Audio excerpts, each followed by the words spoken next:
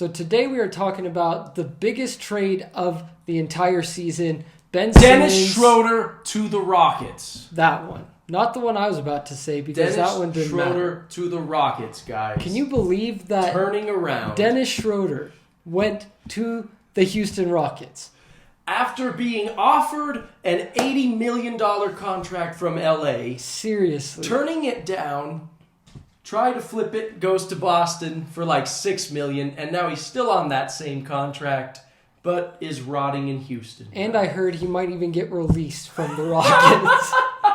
And the Lakers might try and pick him up again in the buyout market. Hey! See, that wouldn't be a bad idea, because I think he could be huge in that. Yeah. That's funny. But no, obviously we're talking about Ben Simmons traded to the Nets for James Harden and Paul Millsap. Everyone forgets him. Big blockbuster trade. We'll break it down for you.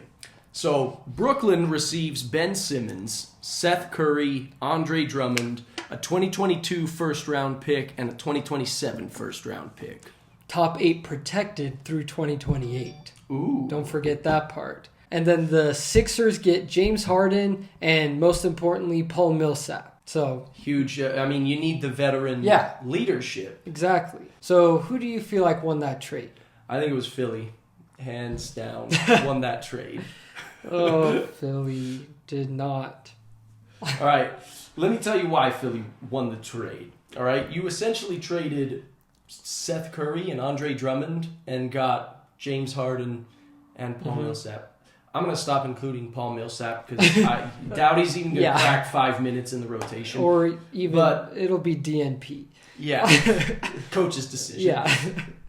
But you gave up Curry and Drummond for a bona fide all-star. Yeah. Granted, he was picked last in the all-star game, but I think some tampering might have been involved. We all know why he got picked last, because he's the worst all-star. No, but I definitely feel like the Nets won the trade.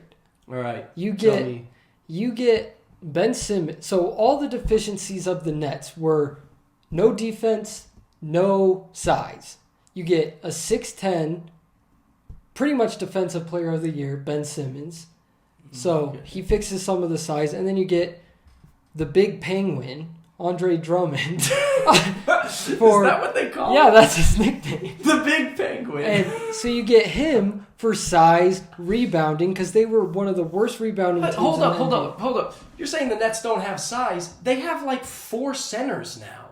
No. They have Nicholas Claxton. He's the only one that plays. Aldridge, Blake Griffin. Aldridge is not a big man. Blake Griffin doesn't play. He is a big man. Look him up on 2K. All 4 of those guys are listed at center. Blake Griffin's not a center. That's what he's listed on 2K. And he doesn't even play. He gets like no minutes in the rotation. So now you have Nick Claxton, who can start. He's a decent big man. I like him. And then you have Andre Drummond he's the best big man coming off the... Yeah, I agree. And then coming off the bench, Andre Drummond, big penguin, getting the rebounds. And then New York... Nice, lot of floor spacing. You got Andre Drummond and Ben Simmons. It's going to be wide open. They're not going to play together. It'll be Nick... So you could have this lineup. Kevin Durant, Ben Simmons, Patty Mills, LaMarcus Aldridge, and Kyrie Irving. That's not a bad lineup. And so basically, Ben Simmons helps so much with all of their deficiencies because Harden was just basically like if you had Kyrie and Kevin Durant, it's too repetitive. They all do the same things. So now you get Ben Simmons. He plays one of the best defenses in the NBA. And then New York is close, hopefully, to lifting the mandate for vaccines. So Kyrie will be able to play every game. Yeah. Let's just assume that Kyrie is able to play every game from here on out. Because otherwise, either way, with Harden, with Ben Simmons, it's still kind of up in the air. I think the Brooklyn Nets I don't think the Nets should have traded. I feel like the Nets had all the cards, and they quit too early. Well, see, I feel like James Harden would have just quit on them. You think I don't think James Harden would have quit. I think if he was like, Houston. I'm in here.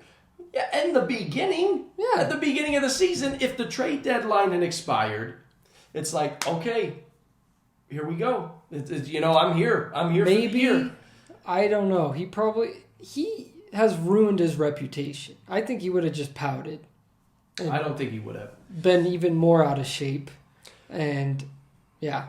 All right, so here's the biggest problem because when you had Kyrie, James Harden, and Kevin Durant, it was a phenomenal offensive lineup. Granted, they only played, 16 games together? Yeah. But they were 13-3 in those 16 games. And they played 2 games together this season. Could have been more if Kyrie was allowed to play whole home games. Well, and even away games. If he was allowed to play away games at the start of the season. Yeah. So here's the problem: that was a nightmare for defenses because you could never help. Yeah. Because someone would always be hoping. The only people who could help were the guys guarding either Bruce Bowen or Patty Mills, and even then you can't leave them open because they're leave Patty Mills open. Knockdown shooters. Yeah.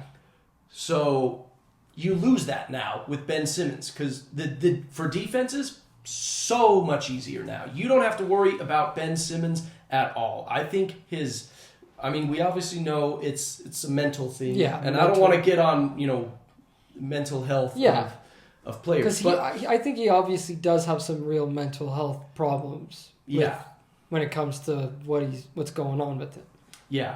I'm not going to knock him for that, but if I'm the coach of the other team, I'm like, we don't need to guard him.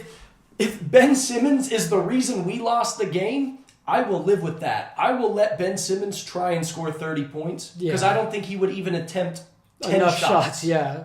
So you never have to worry about Ben Simmons. So they're always playing 4-on-5 on defense, and Kyrie Irving and Kevin Durant can always be double teamed. Well, not both of them. Well, not at the same time, but whoever has the ball, you can help on defense. Well, okay, maybe. But if you help, Ben Simmons, obviously the last memory we have is him passing up a layup. I don't think that's going to happen. Wide open layup. After doing a great post-spin move. Okay, but it's not like they can just completely help off him and he's not even going to go and dunk it. Okay. So when was the last time anyone scored a bunch of points? Let's say even 20 points that just got it from dunks. Probably Giannis. Yeah, probably. Yeah. But most big men, why don't they always do that with every big man? What do you mean? For the Lakers, we'll say Dwight Howard, you never really got to worry about him much. Yeah. On defense, but you never have to worry about Dwight Howard cracking 20. Yeah. Well, I think you never have to worry about Ben Simmons getting more. But I think if you're always helping off him, he's so quick and big that he'll make cuts to the basket. Until the fourth quarter. No, that might be true. But I just feel like because the Sixers, they had to have Embiid inside at all times. They can run a 4-out with Ben Simmons, kind of how Giannis plays, where you have 4 guys who can all shoot, and then he does the passing, the driving, kick out, whatever. The playmaker. Yeah, I don't think you ever have to worry about him. You have your worst defender on Ben Simmons. You don't think he can just blow by them? I don't know. How rusty is he? Did he work out the whole time? Well, I guess there are variables. Ben Simmons hasn't played a game since May. If Ben Simmons plays like an average Ben Simmons has played his whole career, then he's going to be able to blow by people, get layups, get dunks. If you put his worst defender, worry about it. I mean, I guess we'll see, but I don't think he's just going to stand up there and have the worst defender on him and then just be like, dribbling. I think I'll just wait till I don't even know. I don't think he's just going to stand up there and do nothing. Here's something too. I feel like this is another reason the Nets lost the trade. Let's take history lesson here. So the Nets in 2020 were the 7th seed, and they got there without Kyrie Irving and Kevin Durant. They were both on the team, but they were injured. Yeah. Right? And so the Nets, they got there by just playing hard, and you had a great core of youth. Yeah. And I remember, I think we talked about it way back when the James Harden rumors started, and I'm like, I don't know if I would give all that up for James Harden. Yeah. And then they did the trade, right? So lost a lot of their depth. Yeah, lost a lot of their depth for Yeah. James Harden, and they did not get it back. Uh-huh. I mean, essentially, they traded Jared Allen, Spencer Dinwiddie, Karis LeVert, Taurean Prince, and all their future draft picks for Ben Simmons, Seth Curry, and Andre Drummond. Yeah. I think that's worth it. Because I didn't... Wait, do you see what the Cavaliers are the second best team in the East? Yeah, they They not have going Jared anywhere in Allen the and playoffs. Karis LeVert. Okay, but so I didn't even mention Steph Curry. You could have Kyrie Irving, Seth Curry, Kevin Durant, Ben Simmons, LaMarcus Aldridge, or do an even more offensive death lineup and have Patty Mills instead of LaMarcus Aldridge and have KD play center or Ben Simmons play center.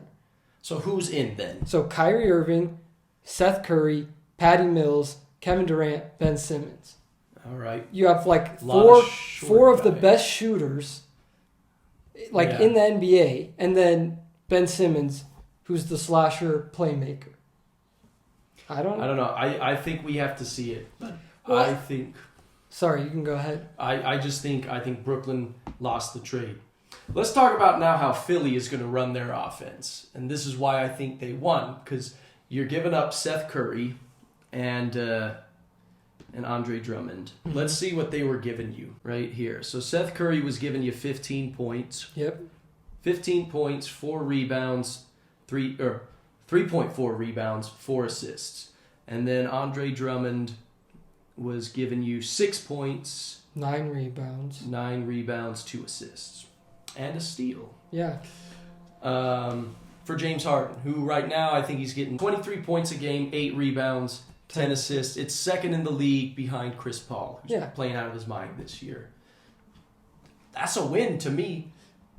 Total win, because now... Who's your backup center now? Who cares? Well, You don't need no big man in the NBA. What about when Joel Embiid goes to the bench? Let me run the scenario for you. You got in you got to the weaknesses before I was ready to get the strengths. Think about, this is the best big man James Harden has ever played with. Yeah. And he can elevate the average big man into an all-star. Yeah. Remember on the Rockets how he elevated Clint Capella, where you're like, man, he might be one of the best centers in the NBA. Yeah. On that 2017 Rockets team, when they were the 1 seed, Clint I Capella remember. was a boss because of James Harden and the lobs. Yeah. The pick and roll game between Joel Embiid and James Harden, going to be so fun to watch, going to be I phenomenal. agree. And Joel Embiid has never really played with an elite point guard. I agree with that, but I think they lost a lot of shooting with no Seth. Nah, I disagree. But you still got Tyrese Maxey, who can he's shoot good. well. Furkan Korkmaz, who can shoot well. Tobias Harris. Danny Green, when he feels We like all it. know in the playoffs he's not Shake doing- Milton. And Shake Milton, yeah. Now, granted, they did lose some big men depth. Yeah. I guess they got Paul Reed, who's 6'9". That's their other backup center. No, Paul Millsap. Paul Millsap. Yes, Paul Millsap. They also have... I never know how to say his first name. Nyang. He will likely be their backup big man, or even they might switch and have Tobias Harris run it. Yeah. Tobias Harris as the big man? Well, he's 6'8". He plays power forward. I mean, in today's NBA, you can survive without a big man for 10 minutes when Joel Embiid is resting. Yeah, I guess. It's not like all hope is lost. Now, I will give you, if Joel gets injured, because Andre Drummond was a great backup center. Because they were even winning games when Joel wasn't playing a couple games early. So if Embiid gets injured, then they're screwed. But if Embiid gets injured anyways, you're screwed. Yeah, that's true. Okay. The ultimate goal for both teams here is to beat the Bucks. Yeah. I think that's, you got the Bucks in the East and then the Suns and Warriors out West. I think that's the goal.